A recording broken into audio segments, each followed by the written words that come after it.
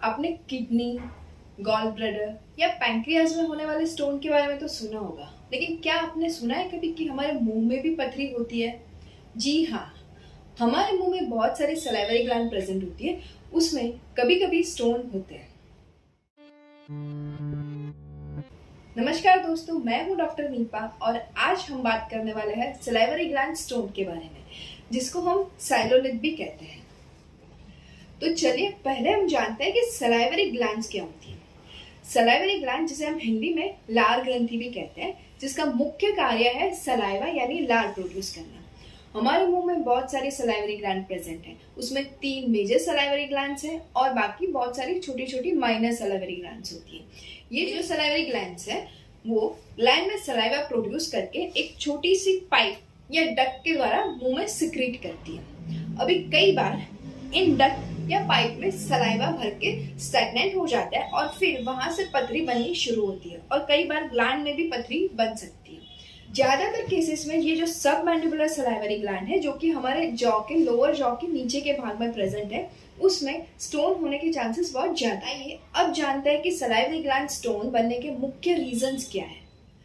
Salivary gland में stone बनने का मुख्य कारण है डिहाइड्रेशन। बहुत लॉन्ग टाइम से अगर कोई पेशेंट बहुत कम पानी पी रहा है तो धीरे धीरे करके उनका जो सलाइवा है वो थिक होते जा रहा है और धीरे धीरे करके ग्लैंड में पथरी बनना शुरू हो जाती है। उसके और भी कई सारे रीजंस हैं, जैसे कि सलाइवा में हाई मिनरल कंटेंट। कई बार सलाइवा में कैल्शियम और फॉस्फेट ज्यादा होने की वजह से भी वो धीरे धीरे पथरी बनना शुरू करते हैं।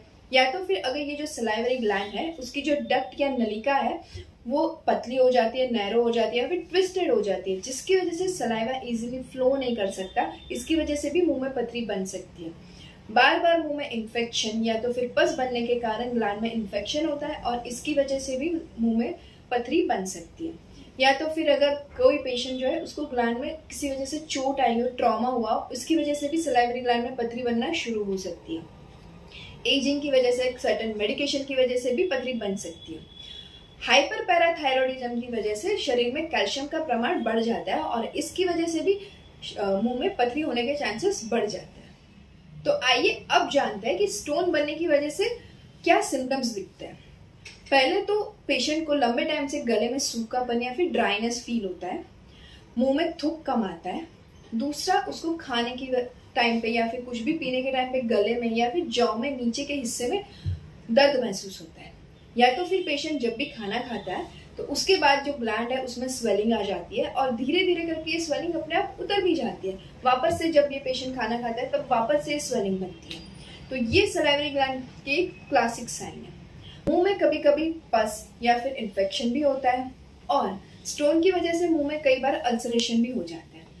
जब भी किसी पेशेंट को खाने में डिस्कम्फर्ट होता है, पेन होता है या फिर बहुत लंबे टाइम से सूखापन रहता है, मुंह में सलाइवा कम आता है, तो तुरंत उनको अपने नजदीकी डॉक्टर या डेंटिस्ट के पास जाके चेकअप करवा लेना चाहिए।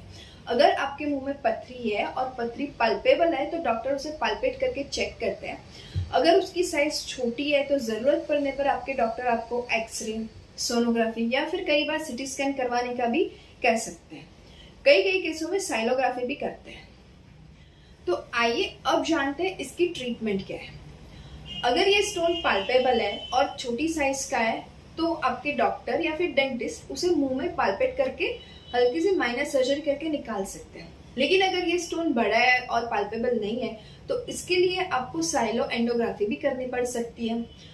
कई रेयर केसेस में जिसमें रिकरेंट स्टोन बनते हैं या फिर बहुत ज्यादा स्टोन है, ऐसे केसेस में सर्जरी करके ग्लैंड को भी निकलवाना पड़ सकता है।